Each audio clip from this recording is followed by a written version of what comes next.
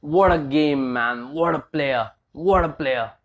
And did you see that tribute to Anil Kapoor after the first goal?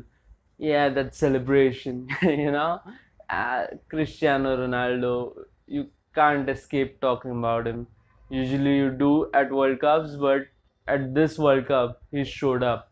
And last few World Cups, it wasn't his fault as well. He was going through injuries, and I guess he was an injured player. He wasn't completely fit at those World Cups, and still he scored goals.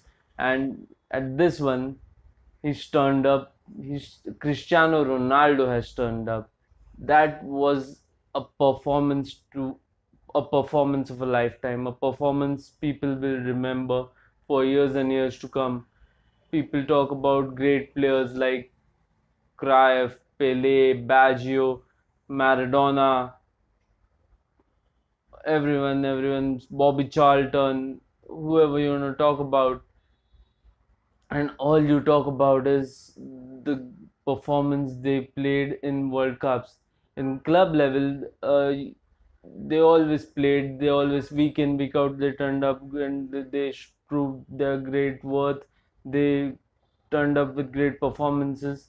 But you tend to forget that over time. The greatest performance you definitely remember. The great performances you tend to forget. But this is the World Cup, a tournament which happens once in 4 years, a tournament which the entire world is watching, no matter who you are, no matter which country you are, no matter which club you support.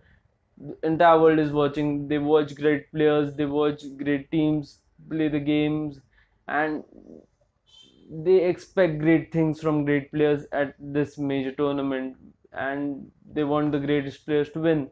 And what Cristiano Ronaldo, although the Portugal didn't win, what Cristiano Ronaldo showed last night was magnificent. He was like the Cristiano Ronaldo from this club. He was dribbling, he was going past people, trying to go past Nacho. He was, he scored from a free kick on his 45th attempt in the national team. That was not a great statistic, but he dared to take a free kick even after those statistics is a big deal, and of course he did because he's Cristiano Ronaldo. And what a free kick it was! A great goal in the top right corner, a goal to remember by, and a goal which gave Portugal a point from the game against Spain. The score line was 3-3 at the end of it. Usually, two big teams coming up in a World Cup match, it's cagey. Teams don't want to lose the game, and they defend very well. And you know, players, big players, are not given usually the freedom to do their own thing. But that didn't happen in this game. Both teams came off right from the start doing their own thing, especially Portugal. Portugal could have had 3 or 4 goals in the first half. Guedes missed a couple, and yeah, even Cristiano missed 1 or 2 attempts, and still score line was 2-1. Cristiano dribbled ball and did the 1-2 past Nacho. Nacho was foolish enough to foul him, and then a penalty for Ronaldo early minutes of the game, and Ronaldo scored. The game livened up from there. Portugal was still trying to create chances on the counter, creating enough chances to score a few more goals, but Spain hung on to it, and then it was a moment for Diego Costa. Spain adapted to Costa actually. Spain, mm, the world knows what Diego Costa's abilities are, the player he is, a player that entertains quite a few, player that irritates quite a few. He's an all-out player. He gives his heart and soul on the pitch, and he was there. He turned up. He was there to score for Spain, and one long ball, maybe the first long ball in the game for Spain, and Diego Costa did everything he could to get that ball on his feet. He did it, maybe with a slight foul on Pepe, but Pepe overreacted, which if he hadn't have overreacted, it was a foul, a slightish elbow on the throat of him. He plunged his face and rolled over, and it was play acting. So, in the end, Pepe wasn't awarded foul, and Diego Costa, what he did after that is truly amazing. Cristiano Ronaldo-esque, if you will. He played against the defenders, he put them the wrong way, and then after four people around him, he was able to take the shot and he scored. A one man show, great goal for Diego Costa, and score was 1-1. Later on, late in the second half, late in the first half, Ronaldo was given another opportunity, and it looked like a he took the shot pretty early, which Ronaldo usually does from his left foot. The shot wasn't great, but I don't think they expected it, and it was one of the worst errors you've seen from a goalkeeper. It was like Carriers-esque. Still, it was pretty bad, man. Well, it shouldn't happen to a goalkeeper, not the least David De Gea. Hopefully, he's never done that for United. Hopefully, he never does, and hopefully, he has a great career ahead of him and everything, even for Spain. But that is an error you don't forget, and maybe forgive if things don't go Spain's way in the tournament, especially in the group stage. So because that was routine catching of the ball, which goalkeepers do in small leagues, small tournaments, in every ground. It was the easiest of the saves, and he couldn't do that. The ball hit his knee and rolled past into the net.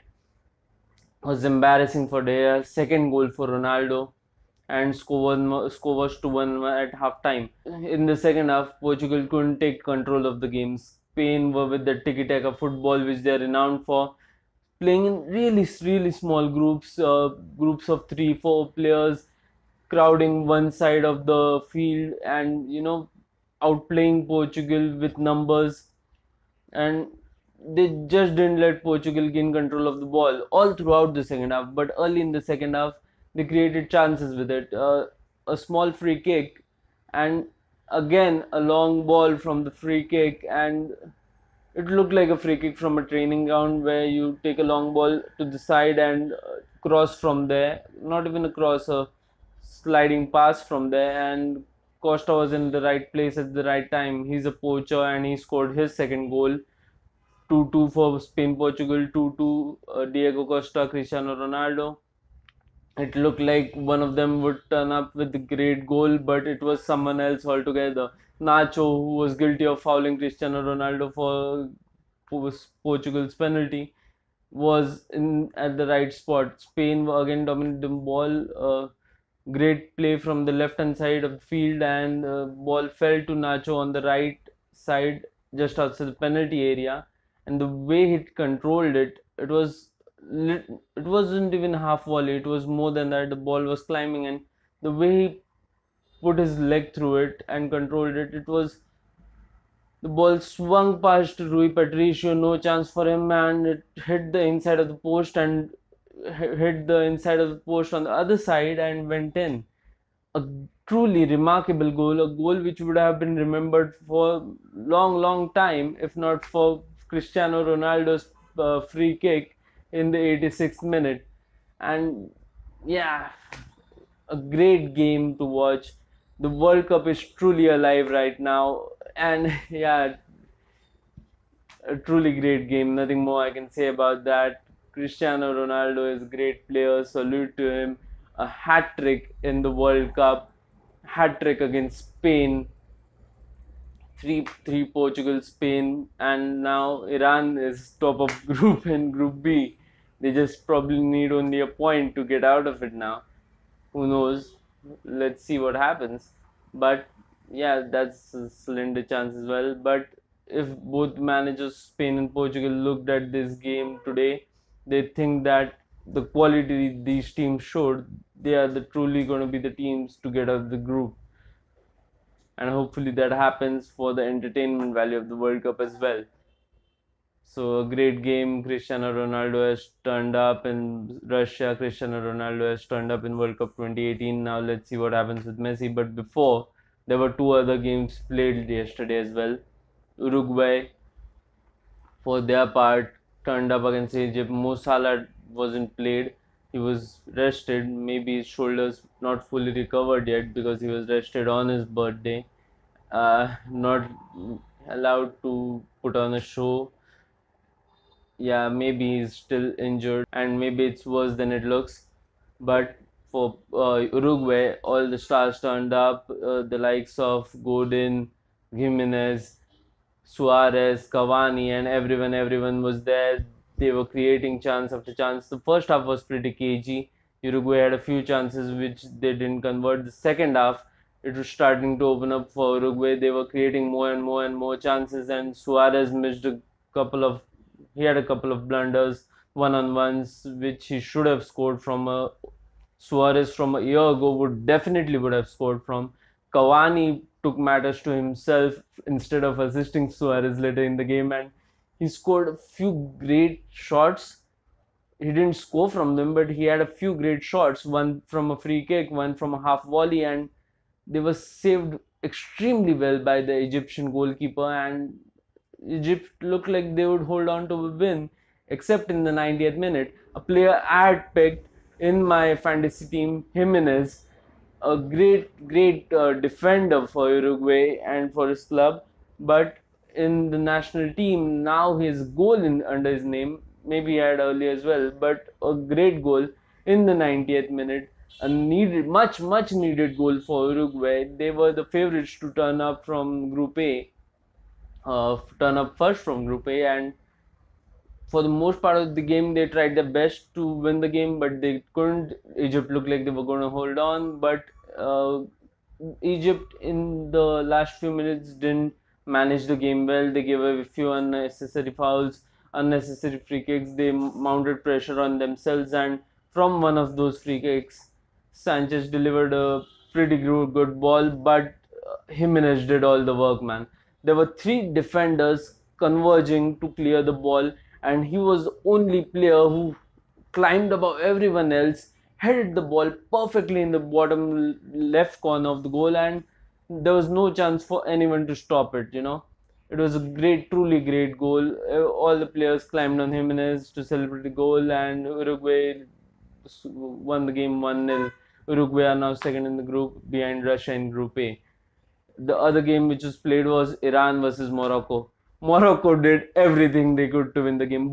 It was a great game for a game which was heading to a nil-nil draw. It was a great game. It was very open. Both teams knew that if the next two games are against Spain and Portugal, so they had to win this game to have any chance of getting out of the group. And for most part of the game, Morocco was putting pressure on the Iranian goal, and the Iranian goalkeeper was magnificent. The best goalkeeper I've seen in the tournament till now, and he stopped everything that came his way and didn't let Morocco score from a single chance. And Iran themselves had a couple of chances for Sardar Azmoun, who missed I think one on one, and there was a chance for Jahanbaz, who didn't take it as well. And yeah, Iran were playing the game pretty well, but didn't have as many chances as Morocco to win the game. And Morocco, for their part, hit the ball pretty well, tried to score, didn't miss their chances, but the goalkeeper of Iran was just too good for them. And when you have that great a goalkeeper, me being a Manchester United fan, I know that you just need one chance. And that one chance came in the 95th minute for Iran. A extremely well taken free kick. Nothing the defender could do about it, but only if he had been there in that position a fraction of a second earlier, he would have been able to put his head around the ball, but he couldn't, and it was just a fraction of a second too late, and the ball hit the wrong part of his head, upper part of his head, and went in from the near post. A goal for Iran. Bouadouz, I think it was the defender for Morocco, the unlucky player to score an own goal in the tournament. And yeah, Iran won the game 1-0, and now they are top of Group B, a group which contains Spain and Portugal. They have a good chance of qualifying from the group if they defend as well as they did against Morocco. So that's it from the review of match day 2. Do stick around for my vlog about match day 3 and preview of match day 3. It's going to be amazing. There's France, there's Argentina, there's Croatia, Nigeria, all going to be playing today. So do stick around for that as well. Do subscribe to my channel, guys. See you around.